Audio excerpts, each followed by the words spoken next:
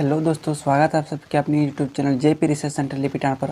आज की इस वीडियो में हम लोग बात करने वाले क्लास 8th के हिस्ट्री के मोस्ट एमसीक्यू जो आप लोग के बोर्ड एग्जाम के लिए बहुत ही इंपॉर्टेंट है। तो चलिए आज का चैप्टर नंबर 1 हम लोग देखते हैं। इस तरह से आप लोग को चैप्टर वाइज हम कराते आ रहे हैं। क्लास 8 का साइंस मैथ टोटली का आप एक प्लेलिस्ट बना दिए हैं, उस प्लेलिस्ट में जाकर देख सकते हैं। तो चलिए आज का पहला क्वेश्चन की तरफ बढ़ते हैं। इससे पहले आप हमारे चैनल को सब्सक्राइब नहीं किए हैं तो चैनल को सब्सक्राइब कर लीजिएगा और अपने दोस्तों के साथ शेयर भी जरूर कीजिएगा। चलिए पहला क्वेश्चन देखते हैं। कहा है कि भारत के पहले नक्शे को तैयार करने का काम जेम्स रेलन को किसने दिया था। यानी भारत का जो पहला नक्शा था उसको तैयार करने का काम जो था जेम्स रेलन ने किसको दिया था। ऑप्शन दिया है Lord Mountbatten, Lord Hastings, Robert Clive और जेम्स मिल। इसका सही आंसर हो जाएगा रॉबर्ट क्लाइव ने दिया था। किसको दिया था? रॉबर्ट क्लाइव को। देखिए अगला क्वेश्चन देखते हैं कि अलग अलग समय पर होने वाले परिवर्तनों के संबंध में कौन बताता है। जो अलग अलग परिवर्तन होता है हर समय में ये बताता है कौन है? समाजशास्त्र बताता है। कौन बताता है? समाजशास्त्र बताता है। अब देखिए आज का तीसरा क्वेश्चन कि भारत का प्रथम गवर्नर जनरल कौन था। भारत का प्रथम याद रखिएगा, प्रथम जनरल गवर्नर कौन था, है ना, जिसको वायसराय कहते हैं। तो इसका था वारेन हेस्टिंग्स। कौन था? वारेन हेस्टिंग्स, है ना। अगला क्वेश्चन देखते हैं चौथा नंबर। भारत का अंतिम वायसराय, अंतिम मतलब समझते हैं, जो लास्ट में था अंतिम वायसराय, ये था लॉर्ड माउंटबेटन था। जब भारत आज़ाद होने वाला था ना तब का अंतिम वायसराय कौन था? Lord Mountbatten. और जब सबसे शुरू में वारेन हेस्टिंग्स। ये दोनों क्वेश्चन बहुत ही इंपॉर्टेंट है, याद रखिएगा, है ना। तो चलिए अगला क्वेश्चन की तरफ बढ़ते हैं। पाँचवा नंबर क्वेश्चन कहा है कि ब्रिटिश शासन के माध्यम से ही भारत सभ्यता के मार्ग पर आगे बढ़ सकता है, यह कथन किसका है ना। जो ब्रिटिश के शासन माध्यम से ही भारत सभ्यता का मार्ग पर आगे बढ़ सकता है, यह कथन किसका, मतलब किसने कहा था, है ना। तो इसका ऑप्शन दिया है जेम्स मिल ने, जेम्स मुलर ने, जेम्स रेलन ने, रॉबर्ट क्लाइव ने। तो इसका सही आंसर हो जाएगा जेम्स मिल ने दिया था। किसने दिया था? जेम्स मिल ने। अब देखिए छठा क्वेश्चन की तरफ बढ़ते हैं। छठा क्वेश्चन कहा गया है कि लॉर्ड क्लाइव ने भारत का नक्शा तैयार करने की जिम्मेदारी किसको सौंपी थी। ये तो अभी क्वेश्चन हम लोग देख चुके हैं, जेम्स रेनर ने, है ना, क्योंकि ये उल्टा क्वेश्चन पूछ दिया था। क्योंकि रॉबर्ट क्लाइव ने भारत को नक्शा तैयार करने का किसको सौंपा था? जेम्स रेनर को। अब देखिए अगला क्वेश्चन की तरफ बढ़ते हैं। सरकारी दस्तावेजों की नकल तैयार करने का कार्य कौन करता था। यानी सरकारी दस्तावेजों का नकल करने का काम कौन करता था। तो इसका सही आंसर हो जाएगा खुश नसीब या सुलेख नसीब, है ना। तो चलिए अगला क्वेश्चन देखते हैं। अंग्रेजों द्वारा स्थापित भारत का राष्ट्रीय अभिलेखागार कहाँ है। अंग्रेजों द्वारा स्थापित भारत का राष्ट्रीय अभिलेखागार कहाँ है। तो ऑप्शन दिया कोलकाता, चेन्नई, नई दिल्ली, बम्बई। तो इसका राइट आंसर हो जाएगा बम्बई में था, है ना। चलिए अगला क्वेश्चन देखते हैं। 9वां नंबर क्वेश्चन की तरफ पढ़ते हैं। 9वां नंबर क्वेश्चन कहा गया है कि अभिलेखों को सुंदर ढंग से लिखने वाले क्या कहलाते हैं, है ना। अभिलेख को जो सुंदर ढंग से लिखता है उसे क्या कहते हैं। तो इसको क्या कहते हैं? सुलेखनविश। क्या कहते हैं? सुलेखनविश। चलिए अगला क्वेश्चन देखते हैं। भारत राष्ट्रीय संग्रहालय कहाँ बनाया गया है। भारत का राष्ट्रीय संग्रहालय कहाँ बनाया गया है। तो इसका राइट आंसर हो जाएगा दिल्ली। 4 को ऑप्शन दिया गया, इसका सही आंसर क्या हो जाएगा? दिल्ली। अब चलिए 11 नंबर क्वेश्चन देखते हैं। आज़ादी के बाद भारत में पहली जनगणना कब हुई। ये क्वेश्चन मोस्ट इंपॉर्टेंट क्वेश्चन है, इसको याद रखिएगा। देखिए सबसे पहले जो जनगणना की बात आती है ना, सबसे पहले भारत में जनगणना 1872 में हुआ था, अंग्रेजों द्वारा किया गया था। लेकिन ये सफल नहीं हुआ था। पूर्ण रूप से सफल जनगणना भारत में 1881 में हुआ था। कब हुआ था? 1881 में हुआ था। लेकिन भारत आज़ादी के बाद भारत आज़ाद हुआ था 1947 में, लेकिन उस समय जनगणना नहीं हुआ था। आज़ादी के बाद जनगणना 1951 में हुआ था। कब हुआ था? 1951 में। इसका राइट आंसर हो जाएगा 1951, है ना। चलिए अगला क्वेश्चन की तरफ पढ़ते हैं।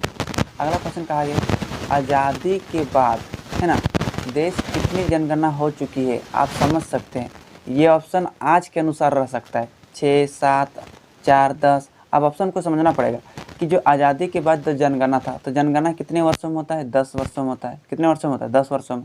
आज़ादी हुआ था 1951 में, हुआ था कि नहीं हुआ था? 1951 से 61 गए तो आपका हो गया कितना हो गया? 1 बार हो गया। फिर 61 से 71 गए 2 बार हो गया। 71 से 81 गए 3 बार हो गया। 81 से 91 गए 4 बार हो गया। और फिर 91 से 2001 गए तो 5 बार हो गया। फिर 2001 से 11 आए 6 बार हो गया। 2021 में आया 7 बार हो गया, है ना। इसका क्या हो जाएगा? 7 बार। ऑप्शन नंबर सी क्या हो जाएगा? सही आंसर हो जाएगा, है ना। लेकिन ये क्वेश्चन बहुत पुराना है, ऑप्शन नंबर ए, तो ये ऑप्शन नंबर ए आपका नहीं रहेगा, है ना। तो इसका सही आंसर क्या आ जाएगा? 7 बार हो जाएगा, है ना। चलिए अगला क्वेश्चन देखते हैं। भारत का क्षेत्रफल कितना है? ये तो मोस्ट इम्पोर्टेंट क्वेश्चन। 32,87,263 वर्ग किलोमीटर। 32,87,263 वर्ग किलोमीटर ये क्या है? भारत का क्षेत्रफल है। इसको यदि दशमलव में लिखिएगा तो 32.8 लाख वर्ग किलोमीटर। अब 32.8 लाख किस में है? वर्ग किलोमीटर इसमें है। अब ऑप्शन नंबर क्या हो जाएगा? सॉरी 32 पॉइंट नहीं है, इसमें 3 पॉइंट है। 32.8 लाख ऑप्शन नंबर सी में, सी नंबर आपका सही आंसर हो जाएगा। अब चलिए देखते हैं अगला क्वेश्चन की तरफ।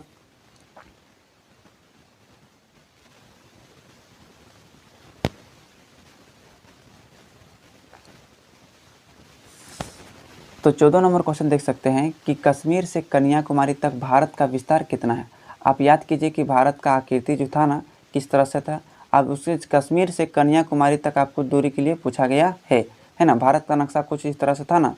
तो आप याद कीजिए कि कश्मीर से कन्याकुमारी तक दूरी, ये आपका कश्मीर है और ये आपका कन्याकुमारी। कश्मीर से कन्याकुमारी तक दूरी कितना है? और इधर गुजरात से लेकर अरुणाचल प्रदेश वाला याद कीजिए कि पूरब से पश्चिम और उत्तर से दक्षिण। तो कन्याकुमारी तक था जो ना 3214 किलोमीटर। कितना किलोमीटर? 3214 किलोमीटर है ना। तो 3214 किलोमीटर हो जाएगा। और जब पूरब से पश्चिम बोलेगा तो 2933 किलोमीटर। कितना हो जाएगा? 2933 किलोमीटर, याद रखिएगा। इसका सही आंसर क्या हो जाएगा? 3214 किलोमीटर।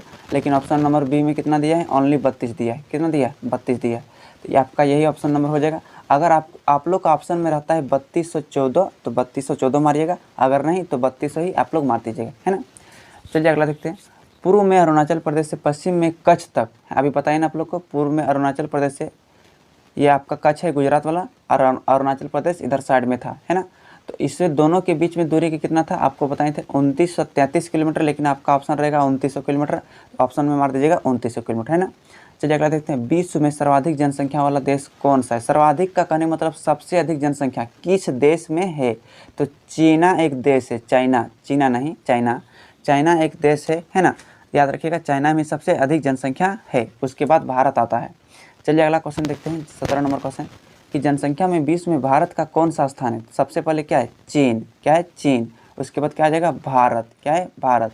तो याद रखिएगा चीन और भारत। तो भारत क्या आ जाएगा? सेकंड नंबर में। तो सेकंड नंबर है, दूसरा नंबर ऑप्शन नंबर बी आ जाएगा। अब चलिए देखते हैं अगला क्वेश्चन। 18 नंबर क्वेश्चन तरफ बढ़ते हैं। 18 नंबर क्वेश्चन कहा गया है कि इतिहास को सामान्यतः कितने कालखंडों में बांटा गया है? तो 3 कालखंडों में। कितने कालखंडों में? 3 खंडों, 3 खंडों में। आप याद रखिएगा कैसे कालखंडों में?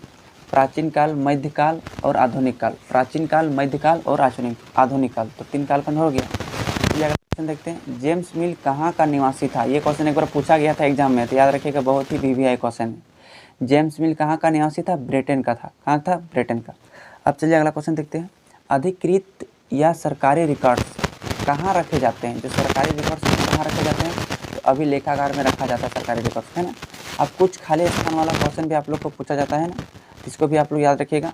चलिए हम यहाँ आपको बताने का प्रयास करते हैं। देखिए कहा गया है रिक्त स्थानों की पूर्ति कीजिए। तो आपको खाली घर जो दिया गया उसको भरना है। कहा है कि जेम्स मिल खाली घर का निवासी था। तो जेम्स मिल कहाँ का निवासी था? अभी हम लोग क्वेश्चन में देखें तो ब्रिटेन का। कहाँ था? ब्रिटेन का। तो आपका क्या आ जाएगा? ब्रिटेन यहाँ पर भरा जाएगा। क्या भरा जाएगा? ब्रिटेन भरा जाएगा। अगला क्वेश्चन देखते हैं। लॉर्ड क्लाइव ने भारत का नक्शा तैयार करने का जिम्मेदारी खाली घर को सौंपा था। किसको सौंपा था? आप याद कीजिए, जेम्स रेनल को। किसे सौंपा था? जेम्स रेनल को। जेम्स रेनल को, है ना। तो चलिए अगला क्वेश्चन की तरफ हम लोग बढ़ते हैं। ग नंबर पूछा, अभिलेखों को सुंदर ढंग से लिखने वाला खाली घर क्या कहलाता है? तो उसे क्या कहते हैं? खुश नसीब कहते हैं। क्या कहते हैं? खुश नसीब। खुश नसीब, है ना। खुश नसीब। चलिए अगला क्वेश्चन देखते हैं हम लोग। खुश नसीब कहते हैं। आप चलिए घर में देखते हैं। कह रहा है कि भारत के अंतिम वायसराय खाली घर थे। तो कौन थे? Lord Mountbatten. कौन थे? Lord Mountbatten. माउंटबेटन था, है ना, याद रखिएगा। अब चलिए लास्ट क्वेश्चन देखते हैं। भारतीय राष्ट्रीय अभिलेखागार खाली घर में बनाया गया तो 1920 में बनाया गया था। भारतीय राष्ट्रीय लेखागार कब बनाया गया था? 1920 में। तो इस प्रकार से आपका क्वेश्चन आंसर हिस्ट्री का खत्म हुआ है, मोस्ट इंपॉर्टेंट क्वेश्चन। तो इस प्रकार सारा क्वेश्चन आंसर क्या हो गया? खत्म हो गया। अगर आपको हमारे वीडियो पसंद आता है तो प्लीज़ आप हमारे चैनल को सब्सक्राइब कर सकते हैं और इसके साथ साथ घंटा का भी दबा दीजिएगा, क्योंकि हमारे इस चैनल में क्लास 8th, 9th, 10th की तैयारी करवाई जाती है। चलिए मिलते हैं अगले वीडियो में, तब तक के लिए जय हिंद।